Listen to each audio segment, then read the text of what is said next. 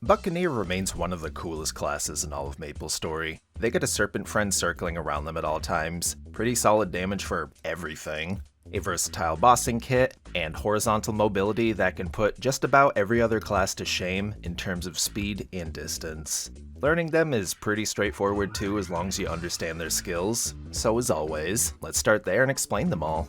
Starting with the Link skill, which is just a flat stat booster and damage reducer. Double-clicking this skill lets you swap your main and off stats around every 5 seconds, if you felt like doing that for whatever reason. For mobility skills, we get a flash jump and up jump. This dash that lets you move faster if you double tap, you can right-click to disable that if you don't like it, and also an advanced version of dash that you can bind to your keyboard. Ducking mid-dash halts all movement and stops you on a dime. Most importantly though, put advanced dash on a button and place it relatively close to your jump key. Now press both almost at the same time. You'll want to press dash slightly before jump. I find it's easiest to do this with dash on Alt and jump on V, that's my preference. Done properly, you fly. This is known as the super jump, and it's genuinely my favorite reason for playing this class. You can just launch across most maps no issue, and it really isn't that hard to do. You can even pair it with a flash jump or up jump right after, for even kookier horizontal mobility. Corkscrew Blow is a second job skill with some mobility too, acting as a rush forward along the ground type skill. But also, an animation cancel for most of your skill's animations. There's a 4-second cooldown if you do animation cancel though, so be aware of that. Also, to segue into Buck's main bossing skill to get at 4th job, if you use Corkscrew Blow, hold a direction, and then cast Octo Punch, you teleport to a nearby enemy. This little combo doesn't have a cooldown. But yeah, Octo Punch is your main bossing skill, and Hook Bomber is your main mobbing skill. Using these attacks both activate these passive Sea Serpent attacks. Sea Serpent Burst and Serpent Assault come out with nearly everything except Octo Punch, and Sea Serpent's Rage and Raging Serpent Assault come out with just Octo Punch. Serpent Scale is what allows both assaults to attack, and typically you'll want to right-click that so it just automatically comes out as you attack with everything. Also, Serpent's Rage slaps a final damage debuff on enemies. Past those two specific details, don't worry about maintaining these. They'll just keep coming out with everything you do, and there's not much of any reason you'd want Scale to be manual, other than to make your life slightly harder. You also get a 3-second damage reducer every time Serpent-type attacks hit enemies through defensive stance. Though, it has a 4-second buffer, so you're not constantly shielded. On the flip side, Aggressive Stance just comes out with all of your attacks, boosting your damage and refreshing its duration with every hit. Nautilus Strike is a map wipe, 1-minute cooldown. Wait, that's not all? Huh, okay. For Buccaneer specifically, it has this passive final attack that comes out with some of your other direct attacks. Neat! Lightning Form is a damage buff that also comes with 3 charges after its initial activation. Clicking this skill a 2nd, 3rd, and 4th time sends forth these lightning balls that do a load of damage, and each one makes you invincible during the throwing animation. On top of all that, during its duration, you can also double tap in any direction to teleport that way. If that's not your jam or it annoys you, just right-click to disable the teleporting around. 2-minute cooldown. Serpent Vortex has 6 charges, one builds up every 8 seconds, and on its own, it shoots a serpent forward. Combine it with arrow keys in any direction, and you'll fly up or down at an angle, or straight forward. Right-clicking the skill icon puts it in Fury mode, which uses all available charges at once, just so long as you don't hold any directions. Good for if you wanted to use this during burst, but this is also a pretty useful movement skill. Howling Fist is a fat blast of damage. You're invincible throughout its whole animation, and also take less damage too for some reason. Clicking it again while the mouth is open ends it early, and does the big second attack faster, closing the mouth. You lose a little bit of damage, but it coming out much faster is usually much more preferred for bursty purposes, to get right back into the action. 1-minute cooldown. Lastly, for attacks, we've got Lord of the Deep. A Sea Serpent that you toggle on that swishes around you pretty much indefinitely, and it deals damage around you constantly. Now it can end if you don't land enough hits in a certain amount of time, being 100 attacks on a boss or 40 normal monsters within the span of its 1-minute cooldown. When it meets this criteria, its cooldown and duration both refresh, meaning while you're in combat, it'll more than likely be out the entire time. If not, it at least reduces its cooldown based on every 10 remaining attacks. Lastly, all these buffs. Crossbones is a damage buff, same with Pirate's Banner, except this one applies to your whole party. And Speed Infusion is that one node nearly all classes get, except it's better for Buck. It increases attack speed by 2 stages, and applies to your whole party. Roll of the Dice gives a random buff, and gets 2 extra dice through its upgrades at 4th and 5th job, with the 5th job one, Loaded Dice, being able to let you guarantee a certain number with every roll. The important ones you'll ever want to care about are 5 for damage, and 6 for extra XP. Rolling more of the same number gives enhanced versions of said number, so good luck getting multiple 5s and 6s. 3-minute duration, 3-minute cooldown. Overdrive boosts damage while it's active, and afterwards while it's on cooldown, slightly reduces your damage until it comes back up. 1-minute cooldown at max level. Epic Adventure is a damage buff for you and all other explorers in your party. Maple World Goddess's Blessing is a damage buff that also increases the passive stats from Maple Warrior. And Stimulating Conversation is a damage buff that also halves the cooldown of your Serpent passives while active. Want your skills back sooner? Then pop Time Leap to refresh you and your party's cooldowns. It doesn't apply to everything, like 5th or 6th job skills, but it does work on a lot of skills 4th job and below. All these skills have a 2-minute cooldown each. Hyper passives are real straightforward and simple. There's only one arguably bad one, and it's right in this first chunk of double down passives. Addition just adds an extra number to boost IAD.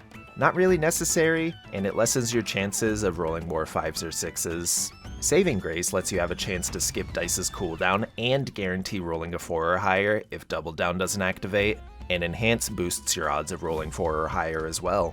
These two work in tandem with each other, and you'll only ever care about rolling 5s or 6s anyways, so get those. These last 2 hyperpassive chunks you'll want to get everything, depending on what you're aiming to accomplish. For bossing, everything for Octo Punch. More damage and boss damage on top of an extra line of damage, that's real nice. For grinding, everything for Hook Bomber. More damage, mobs hit, and an extra line of damage. The more important of these two would be everything for Octo Punch, since you'll be mobbing through other various means. If you had to get one spread that you'll never ever want to change until Nexon changes these hyperpassive choices, then ignore Hook Bomber. Otherwise, if you wanted a mix of both, stick with the dice boosts, and at least extra strike on both Octo Punch and Hook Bomber, with the remaining point going wherever fits your needs best. Now this is what 5th job skills you should focus on maxing out first. Lord of the Deep, far and above everything else. There's no combat situation where it's bad. It's visually the most iconic thing about Buccaneer currently. Befriend the Serpent. Past that, get Lightning Form, followed by Howling Fist, and then Serpent Vortex. What about Trinodes? Well, Buck has 8 to choose from, and only needs 5 of them.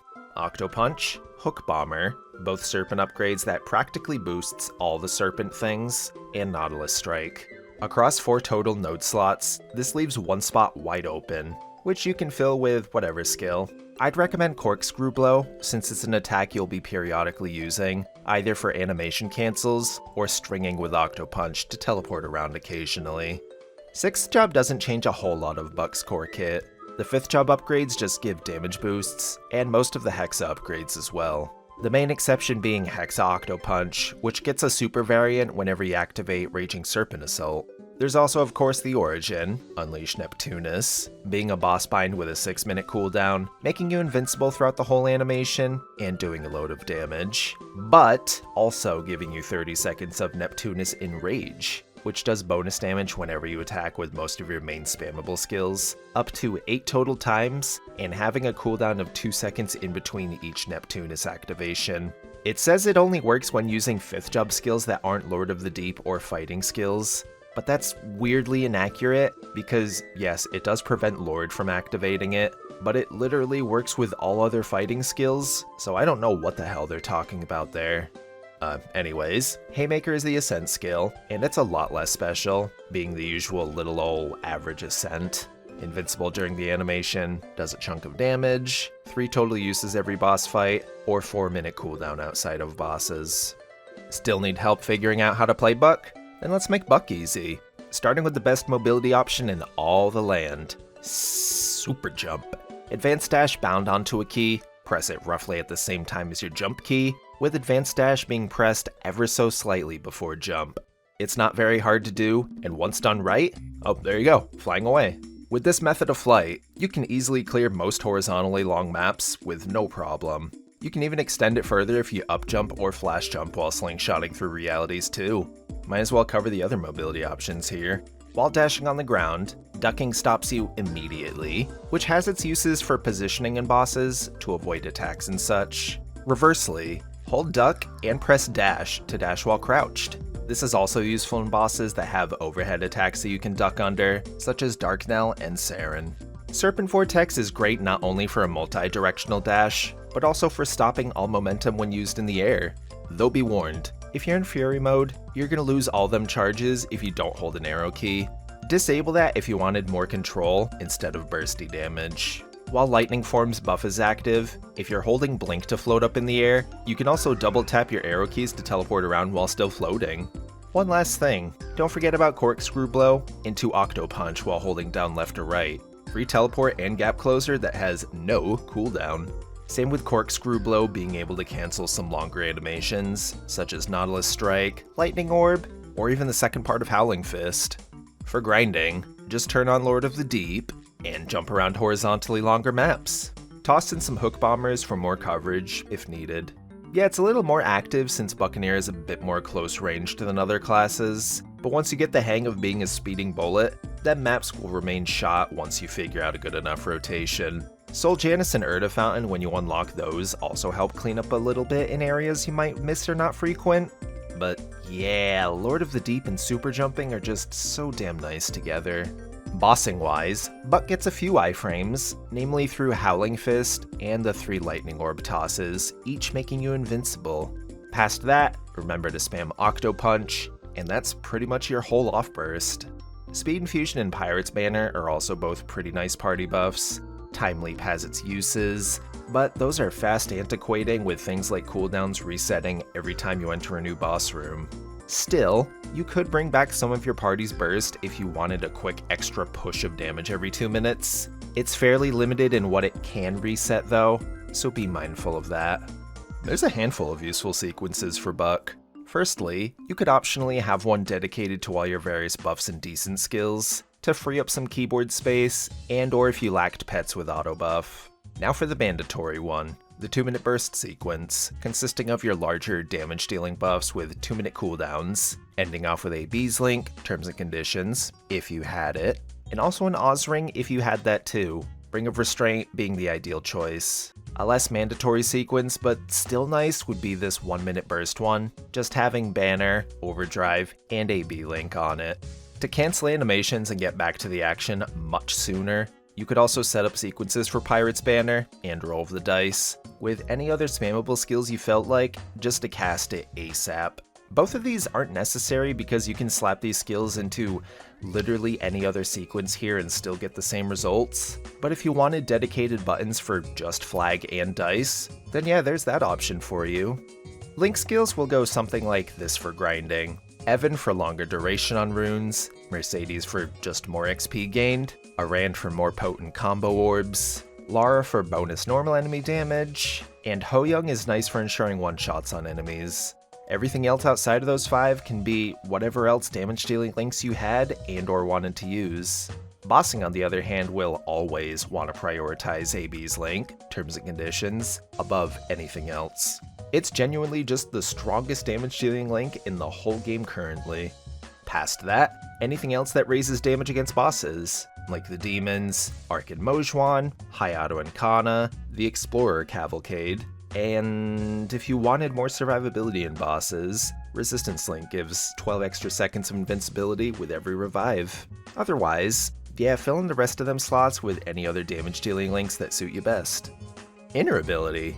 Since you got the juiced up variant of Speed Infusion built into your character, you don't need anything like attack speed +1 for a bossing setup. Instead, first line ideally you'd want boss damage. Past that for second and third lines, abnormal status damage, and then buff duration. From what I can tell, buff duration is here purely for a longer AB link duration, and nothing else. Flat attack is a fine enough settle too, basically anything that's just raw damage boosts. For grinding, you should know by now what everyone wants. Drop, meso, and normal monster damage. Bursting on a Buccaneer is barely anything to boast about. So stupid. So long as you start by making sure Lord of the Deep is on, and your loaded dice is set to 5 for damage. Also, get Octopunch off beforehand to apply Serpent's Mark on the boss for more damage.